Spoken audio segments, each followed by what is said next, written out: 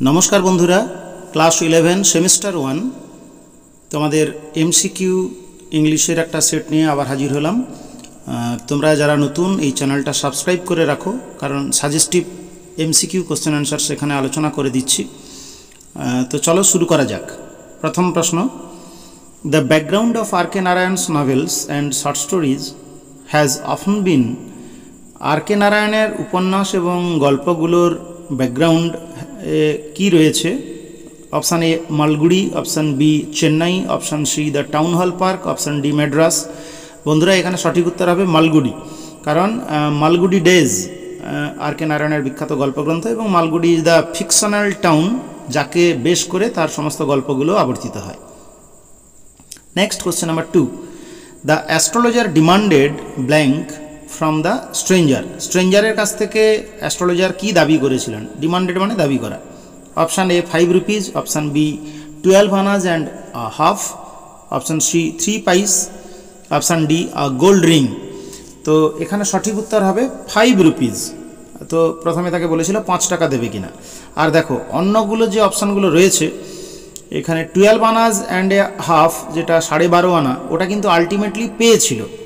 আর 3 পাইস পার কোশ্চেন পিছু সে দাবি করে, ফলে এই দুটো টেক্সটের রেফারেন্স রয়েছে কিন্তু উত্তরে আসবে না। Next question number 3, in the past the astrologer had. অতীতে অ্যাস্ট্রোলজার কি করেছিলেন? সেভড আ ভিলেজার, অপশান বি বিফুলড আ ভিলেজার, অপশান সি পয়জনড আ ভিলেজার, অপশান ডি স্ট্যাবড আ ভিলেজার। তিনি একজন গ্রামবাসীকে বাঁচিয়েছিলেন, বিতে বোকা বানিয়েছিলেন, সিতে বিষ দিয়েছিলেন, অপশান ডিতে খুন করেছিলেন বা ছুরিকাঘাত করে খুনের চেষ্টা করেছিলেন। স্ট্যাবড মানে ছুরি দিয়ে আঘাত করা।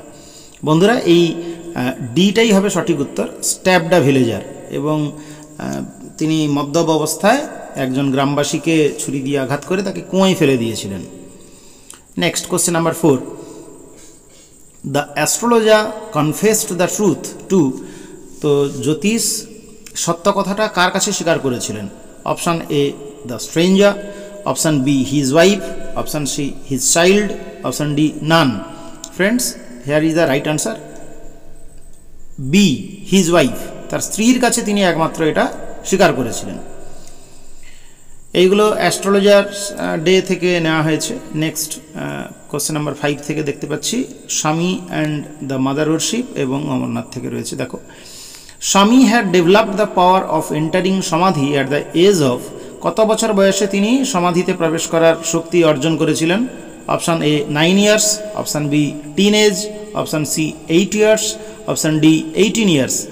ফ্রেন্ডস এখানে সঠিক উত্তর হবে 8 ইয়ার্স। 8 বছর বয়স থেকে তিনি এই সমাধিতে প্রবেশ করার শক্তি অর্জন করেছিলেন।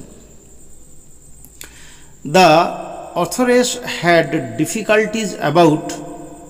Option A religious ideas, option B abstract ideas, option C dowry system, option D animal sacrifices in the temple. তো লেখিকার সমস্যা হচ্ছিল কোথায়? তো টেক্সট যারা পড়েছো তারা আশা করি বুঝতে পারবে। Animal sacrifices in the temple, Kali পুজোর সময় মন্দিরে যে পশু বলি হয় এই ব্যাপারটা নিয়ে তার মনে খটকা ছিল, সেটা তিনি সমাধানের জন্য তার গুরু বা গুরুদেব স্বামী বিবেকানন্দকে বলেছিলেন, প্রশ্ন করেছিলেন। Next question 7, guardian angels as mentioned in the text is a poem by. Guardian angels কার লেখা কবিতা? এটা কিন্তু দ্য স্বামী অ্যান্ড মাদার ওরশিপের টেক্সটে রয়েছে যে স্বামীজি এই গার্ডিয়ান অ্যাঞ্জেলস বলে কবিতার একটা উল্লেখ করে বলেছিলেন Brahma and the gods are worshipped by him. ওটা টেক্সটের একটা রেফারেন্স তিনি দিয়েছিলেন। Option A Shakespeare, option B Debendranath Tagore, option C colonel Hay, option D Swamiji. আচ্ছা, স্বামীজি যে কবিতাটা আবৃত্তি করেছিলেন সেটা হচ্ছে guardian angels written by colonel Hay or colonel Hay. Colonel হের লেখা একটি কবিতা। Next question number 8, the village of the shepherds as mentioned in the text Amarnath refers two. Amarnath টেক্সটে যে মেষপালকদের গ্রামটিকে কোথায় রয়েছে বলে উল্লেখ করা রয়েছে? Refers to A Pahalgam, B Achabal, C Kashmir, D Islamabad. Friends right answer is Pahalgam. Next question number 9, Amarnath is remarkable for its. Amarnath কিসের জন্য বিখ্যাত? Confinement, B closeness to nature, option C being congested, option D aloofness from nature. Confinement মানে বন্দি বা বন্দিত্বের জন্য। Option beta এখানে সঠিক উত্তর হবে, ক্লোজনেস টু নেচার, প্রকৃতির এত কাছাকাছি বলে মনে হয়। নেক্সট কোশ্চেন নাম্বার 10,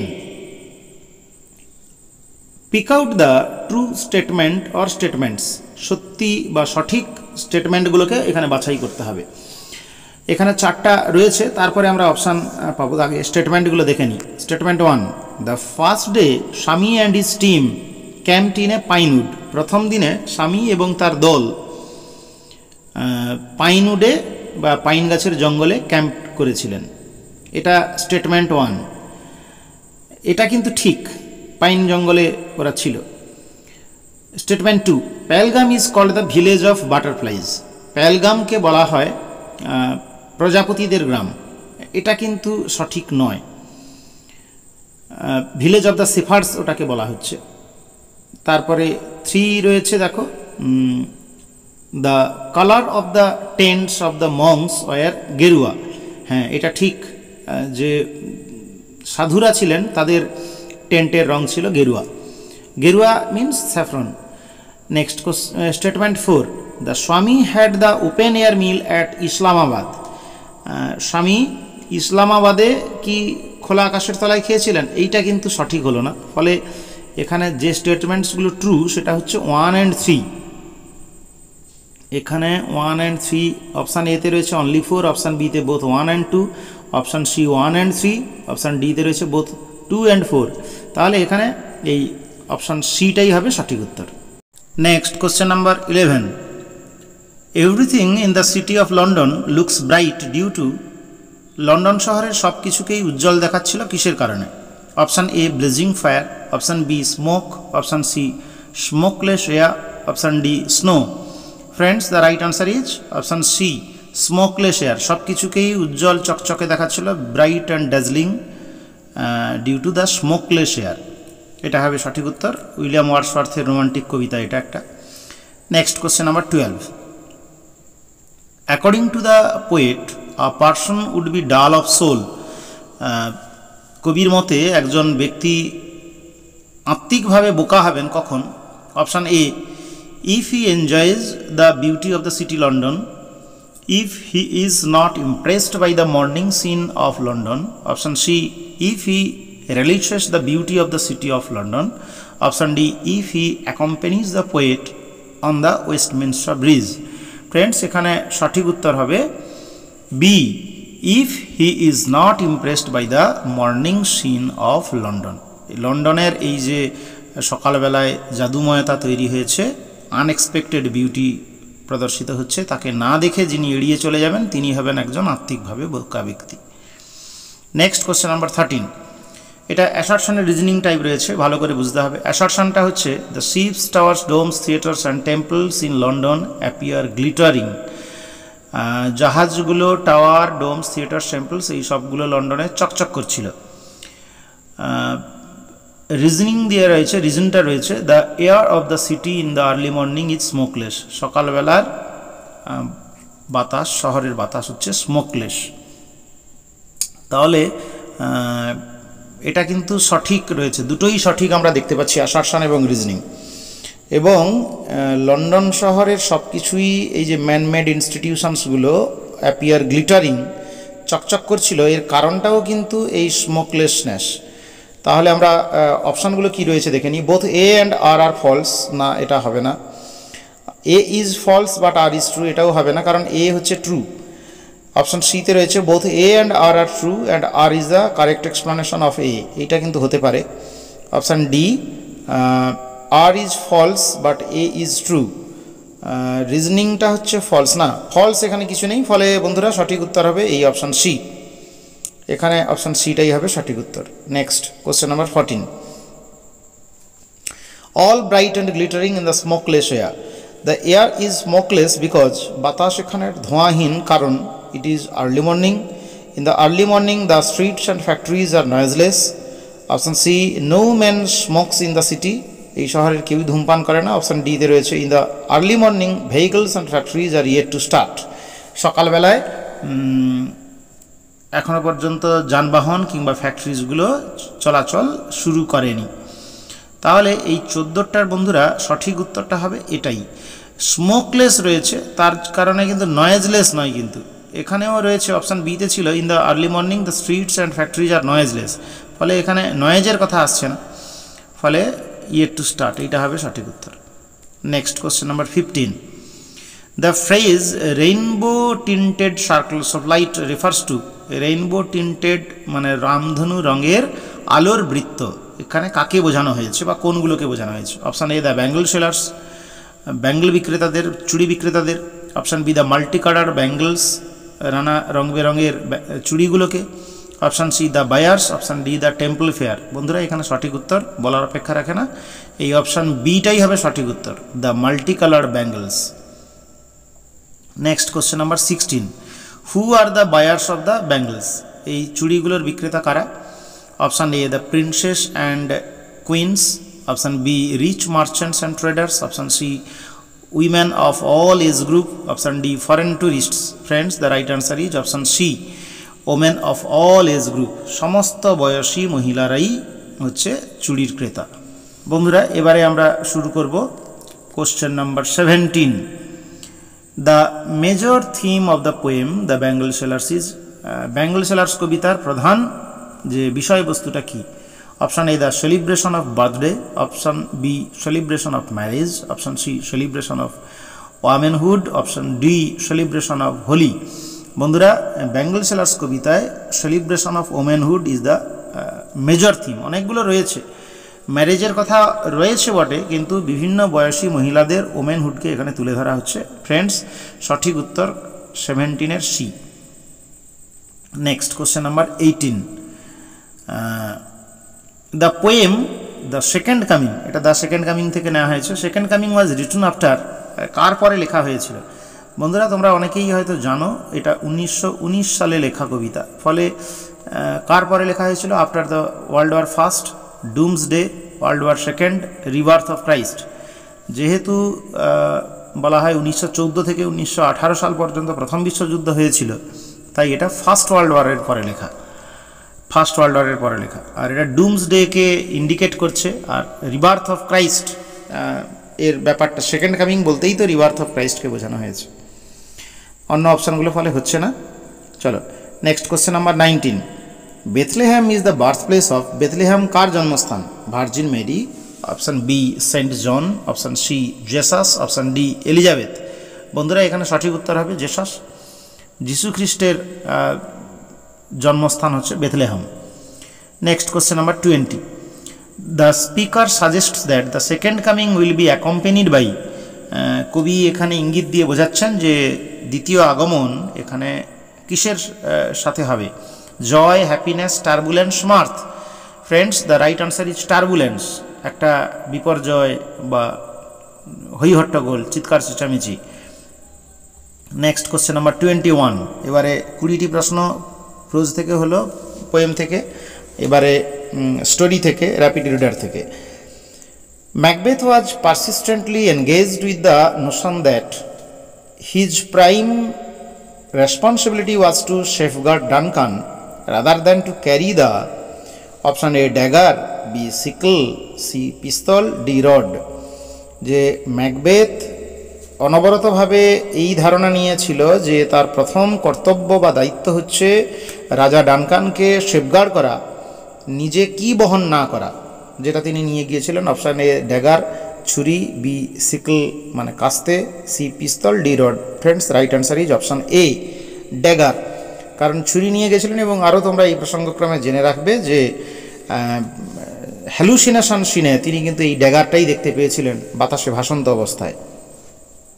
যাই হোক, নেক্সট কোশ্চেন নাম্বার 22, এটাও অ্যাসারশন রিজনিং টাইপ রয়েছে। Assertion, lady Macbeth could not murder Duncan, lady Macbeth ডানকানকে হত্যা করতে পারেননি, এর কারণ দেওয়া রয়েছে। R Duncan resembled lady Macbeth's father, Duncan lady ম্যাকবেথের বাবার মতোই দেখতে সদৃশ ছিল, এখানে রিজেম্বলড মানে দেখতে একই রকম হওয়া। আমরা দেখতে পাচ্ছি অ্যাসারশনটাও ঠিক রয়েছে, রিজনটা ঠিক রয়েছে, এবং এই রিজনটা রাইট এক্সপ্লানেশন। তা আমরা দেখি অপশানগুলো কী রয়েছে। A and R both are true and R is the correct explanation of A. বিতে রয়েছে A and R both are false, option সিতে রয়েছে A is true but R is false, option ডিতে রয়েছে A is false but R is true. না, ওই প্রথমটাই হবে সঠিক উত্তর। 22 দাগের option A is the right answer. Next question number 23, with a tree retained in his hand the third spirit looked exactly like a, কার মতো থার্ড স্পিরিটকে দেখাচ্ছিল? কারণ স্পিরিটদের সঙ্গে দেখা করার জন্য বা ডাইনিদের সঙ্গে আবার দেখা করার জন্য তিনি একটা গুহায় গিয়েছিলেন, সেখানে তাকে দেখানো হয়েছিল। থার্ড স্পিরিট ছিল simple child, B rare child, C crowned child, D passive child. Friends, এখানে সঠিক উত্তর হবে ক্রাউন্ড চাইল্ড, রাজমুকুট পরিহিত একটা শিশু। Next question number 24, Macbeth's wife was greatly affected by a mental disorder which was known by the term of, lady ম্যাকবেথের স্ত্রী, মানে ম্যাকবেথের স্ত্রী লেডি ম্যাকবেথ মেন্টাল ডিসঅর্ডারে ভুগতেন, যেটাকে বলা যেতে পারে schizophrenia, bipolar disorder, somnambulism, eating disorder. Friends, এটা হবে সোমনাবুলিজম। সোমনাবুলিজম মানে স্লিপ ডিসঅর্ডার, ঘুম ঠিক মতো না হওয়া, রাত্রিবেলায় তিনি তাই ট্যাপার নিয়ে ঘুরে বেড়াতেন। Next question number 25, Iago became jealous of Othello when Othello married Desdemona, promoted Cassio to the rank of lieutenant, killed Desdemona, or told Emilia to steal the handkerchief. Friends, এই 25 দাগে সঠিক উত্তর হবে promoted Cassio to the rank of lieutenant. B, option B, যখন ক্যাসিওকে lieutenant পদে উন্নীত করল, ইয়াগো বিশেষভাবে ওথেলোর প্রতি ঈর্ষান্বিত হয়ে উঠল। কারণ কি, এর অন্যগুলো কারণ, কিন্তু এই ঘটনার পরে পরেই তিনি আরও প্রতিশোধ প্রিয়া তার জেগে উঠেছিল। নেক্সট কোশ্চেন নাম্বার 26, আবার একটা assertion reason, Brabantio unwillingly accepted Othello as his son in law. Brabantio অনিচ্ছাকৃতভাবে ওথেলোকে তার জামাই হিসাবে মেনে নিয়েছিল। রিজন, ব্রাভেনশিওর plea of getting justice against Othello was rejected. ব্রাভেনশিওর আবেদন পরিত্যক্ত হয়েছিল, ওথেলোর বিরুদ্ধে তিনি যে ন্যায় বিচার আবেদন করেছিলেন তা কি নাকি পরিত্যক্ত, কিন্তু এটা তো হয়নি, কারণ ডিউক দুটো কাজের জন্যই, এক ঢিলে দুই পাখি মারার জন্যই কিন্তু ডেকে পাঠিয়েছিল, যে সাইপ্রাস তুর্কিরা যে আক্রমণ করেছে সেই আক্রমণ প্রতিহত করার জন্য, আর অন্যদিকে ওথেলোকে এই কারণে জিজ্ঞাসাবাদ করার জন্য। ফলে অ্যাসার্শন এটা কিন্তু রাইট রয়েছে। তাহলে অপশানগুলো দেখে নিই, both A and R are false. না, এটা হবে না। A is true but R is false, এইটা হতে পারে। অপশান সিতে রয়েছে R is true but A is false, R is true, না আরটা তো ট্রু হবে না। Option D, both A and R are true and R is the correct explanation of A. তাহলে বন্ধুরা, ওই অপশান বিটাই হবে সঠিক উত্তর, A is true and 26। Next question number 27, being drunk Cassio got involved in a scuffle with, মদ্যপ অবস্থায় Cassio কার সঙ্গে ঝগড়ায় জড়িয়ে পড়েছিল? Option A Iago, option B Montano, option C Othello, option D ব্রাভেনশিও।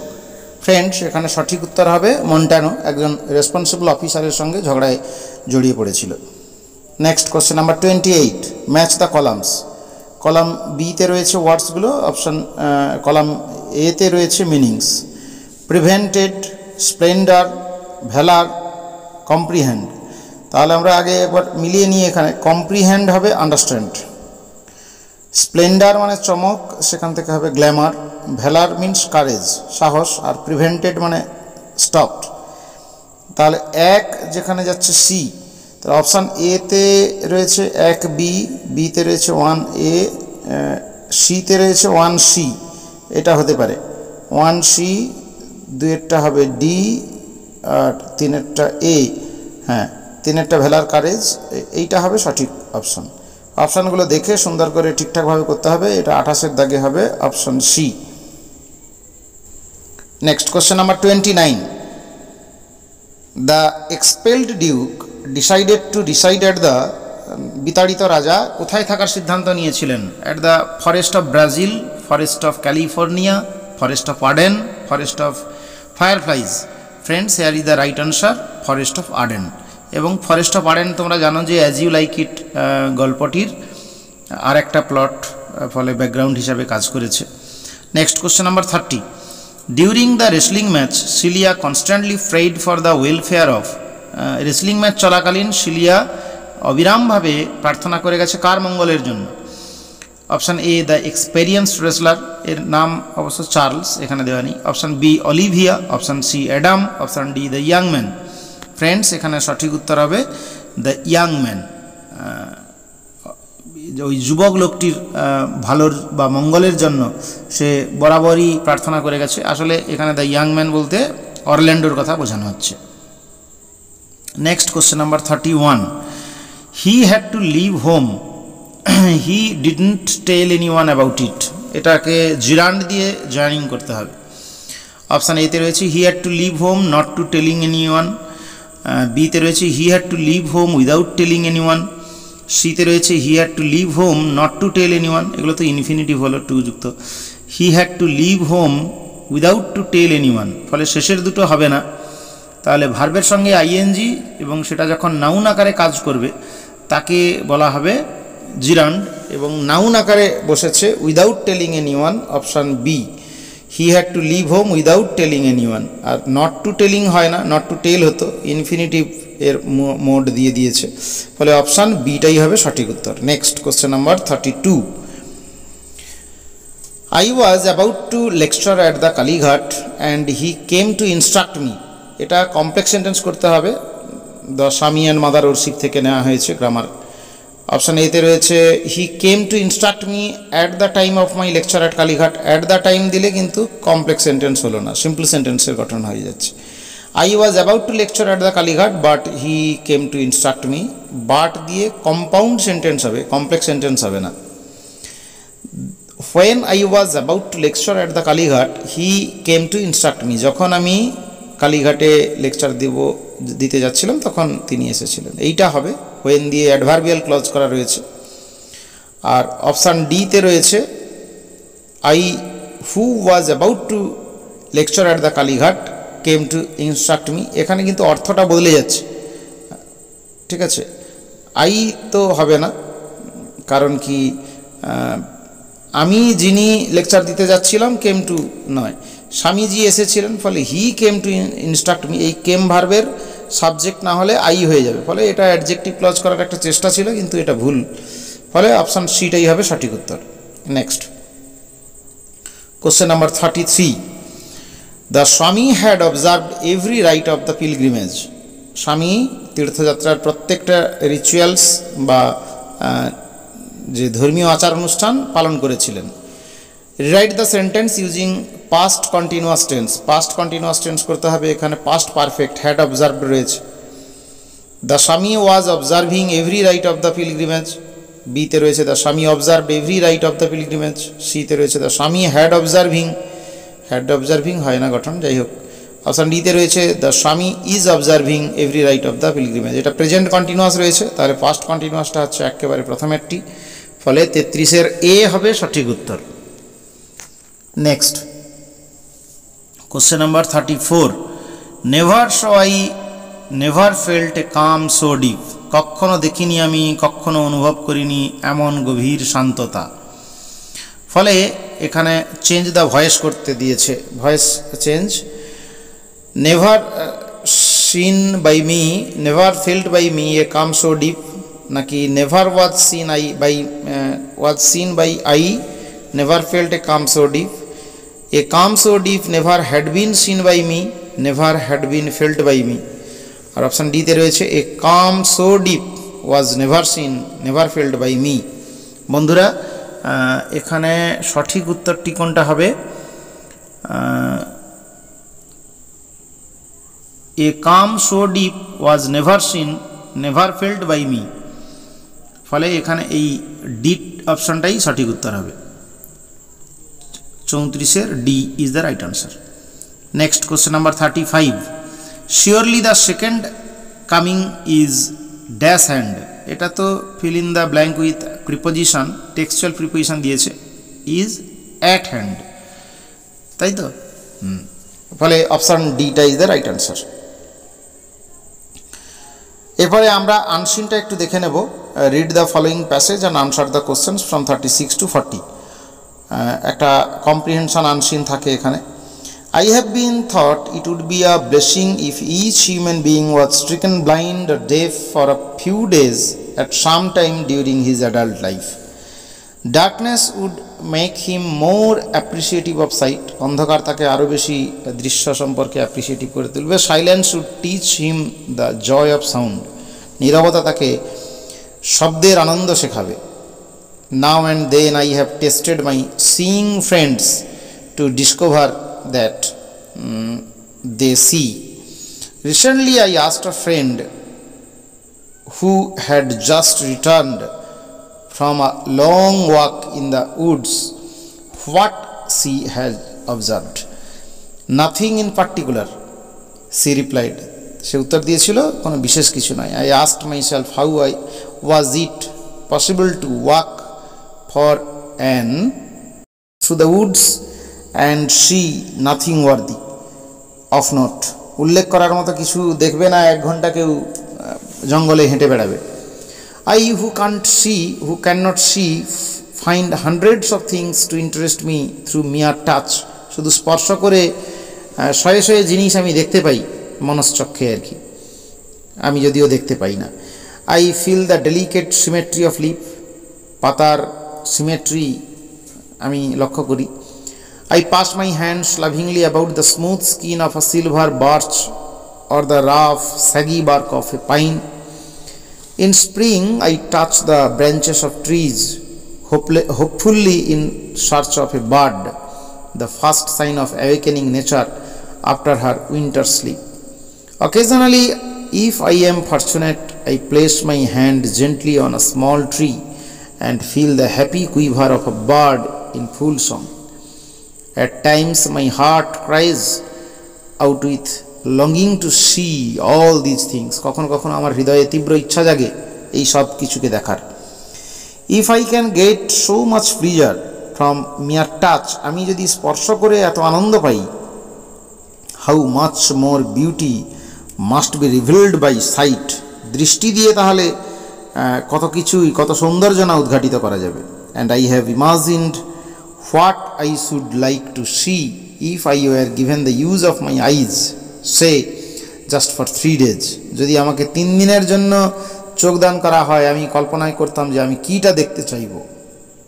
I should divide the period into 3 parts. On the first day, আমি আমার এই 3 দিনের সময়কে 3 ভাগে ভাগ করে ফেলব। প্রথম দিন I should want to see the people whose kindness and gentleness and companionship have made my life worth living. এই বাঁচার যোগ্য করে তুলেছে, যাদের নম্রতা, যাদের সঙ্গ আমাকে এই জায়গায় নিয়ে এসেছে। First, I would like to gaze upon the face of my dear teacher, Mrs. Anne Sullivan Macy.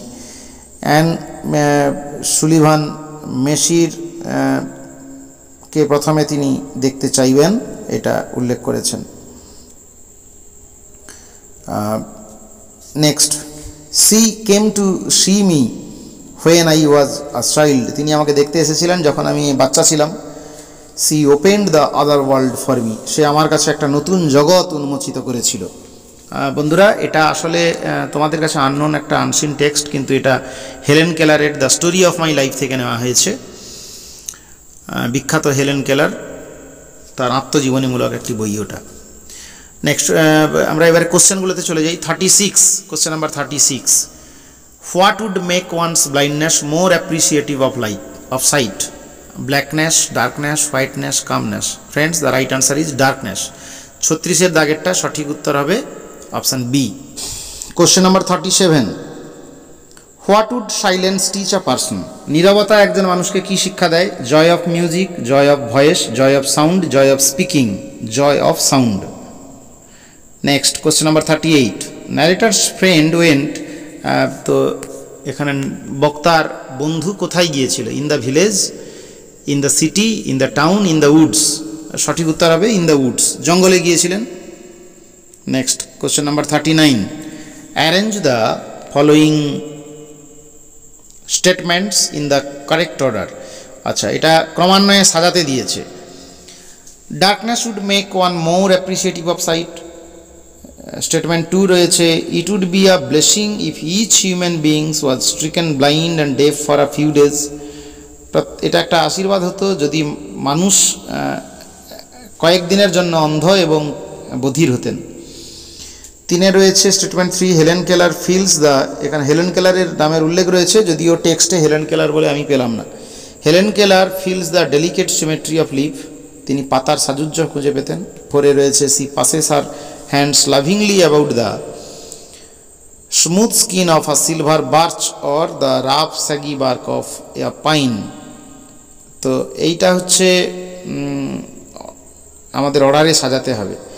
Option এতে রয়েছে 3, 4, 2, 1, অপশান বিতে রয়েছে 1, 2, 4, 3, সিতে রয়েছে 2, 1, 3, 4, ডিতে রয়েছে 4, 1, 2, 3। তো এখানে আমরা আগে একটু দেখে নিয়ে তারপর করব, মেলাবো। প্রথমে আসবে, it would be a blessing if each human beings was stricken blind and deaf for a few days, এইটা 1 নম্বরে যদি আসে। 2 নম্বরে আসবে, darkness would make one more appreciative of sight, এটা 2 নম্বরে আসবে। 3 নম্বরে হেলেন কেলার ফিলস, এটাই হবে, feels the delicate symmetry of leaves, এটা 3টা 3 দাগে হলো। আর 4টা 4 দাগে থাকবে, she passes her hands lovingly about the smooth skin of a silver birch or the rough shaggy bark of a pine. তাহলে এখানে সঠিক উত্তরটি হবে 4টা শেষে আসছে 2, 1, 3, 4, option C is the right answer. Next question number 40, match the column A, words রয়েছে, option column বিতে মিনিংসগুলো রয়েছে, এবারে মেলাতে হবে আমাদের। শ্যাগি মিনস হবে হেয়ারি অর বুশি। 2 দাগে রয়েছে সিমেট্রি, সিমেট্রি হচ্ছে ইভেননেস, সমতা, এই শীতটা হবে 2, হ্যাঁ। আর শ্যাগি মিনস হচ্ছে hairy or bushy. Delicate means fine or intricate, এটা হবে 3টা হবে 4। আর ফরচুনেট মানে ব্লেসেড, তাহলে এখানে 1-এর সঙ্গে বি আসবে, 1-এর সোজাসুজি হবে বি, 1-এর সঙ্গে বির মিল আছে, অপশান ডিটাই হবে সঠিক উত্তর। 1-এরটা বি, হ্যাঁ, 2-এরটা হবে সি, 3-এরটা হবে ডি, 4-এরটা হবে এ। ফ্রেন্ডস, এটাই হচ্ছে 40-এর দাগের উত্তর, অপশান সি, অন্যগুলো হবে না। তাহলে তোমাদের এই 40টি প্রশ্ন আলোচনা করলাম, 40টার মধ্যে তোমরা কত স্কোর করছো জানিও, এবং যদি তোমাদের এটা ভালো লেগে থাকে তাহলে এই ভিডিওটা সাবস্ক্রাইব করে রাখো, বন্ধুদের সঙ্গে একটু শেয়ার করে নাও। Thank you for watching this video.